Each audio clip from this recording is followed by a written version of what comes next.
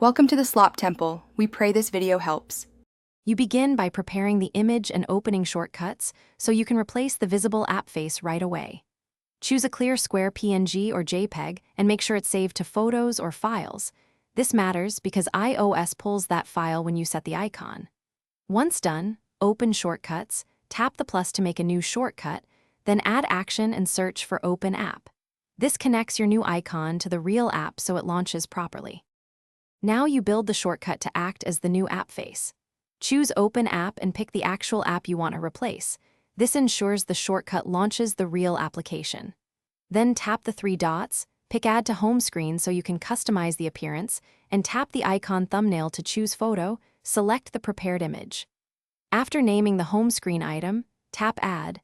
This places your custom icon on the home screen while the original app remains in the app. Finish by arranging icons and testing.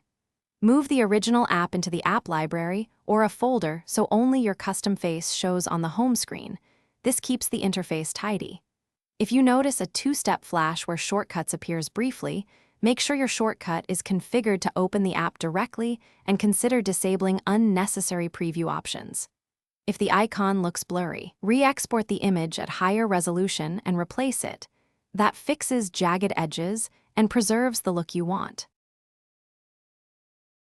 Thanks for watching. Consider subscribing if we helped you.